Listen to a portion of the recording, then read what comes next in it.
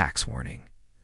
Rachel Reeves urged to avoid HMRC raid as UK economy hit with GDP shocks. Chancellor Rachel Reeves is being urged to avoid a tax raid on workers and businesses in her upcoming autumn budget after gross domestic product growth slipped slightly for May 2025. Over the month, GDP fell by 0.1% following a 0.3% drop in April 2025. This represents another headache for the Treasury, which has made economic growth a cornerstone of its fiscal policy. Julian Jessup, an economics fellow at the Institute of Economic Affairs, warned that another negative shock in the autumn budget could easily be enough to tip the economy over the edge again. He explained, "A large part of the slowdown is simply the reversal of the temporary factors that flattered growth earlier in the year. Notably, activity brought forward to beat Trump's tariffs and the changes to UK stamp duty." Jessup asserted that Britain needs to continue focusing on bolstering economic growth and should avoid hiking taxes at all cost. April also saw the new shocks from the increases in employment costs and higher energy bills, which are continuing to weigh on activity, he added. But the more timely business surveys suggest that confidence is at least stabilizing and maybe recovering a little.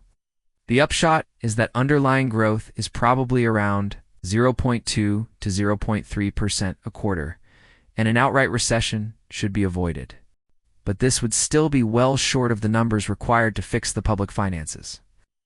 Reeves is understood to be planning a £1.7 billion overhaul of business rates that would impose higher taxes on major retailers, hotels, restaurants, and tourist venues across Britain.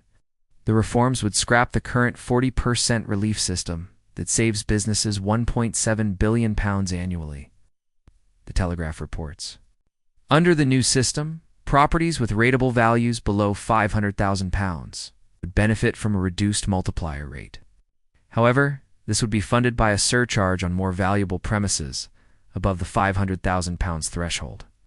The changes would affect hotels, restaurants, theaters, tourist attractions, zoos, cinemas, caravan parks, flour mills, creameries, and cement works nationwide. Industry leaders have warned the reforms could devastate businesses across the country. Wimbledon tennis championships could face an additional £1.3 million annual bill under the changes. John Webber, head of business rates at property firm Colliers, said ministers had been disingenuous in claiming the reforms would help the high street. "It beggars belief how the government's plans will help if they lead to reduced investment and expansion or even employment opportunities in these bigger high street stores," he said. Kate Nichols, chair of Hospitality UK, warned ministers they must deliver the 20p discount in full or face carnage on both on the high street and in retail. She said, "If they're looking for more money, you cannot come back to the high street and have another bite at the cherry.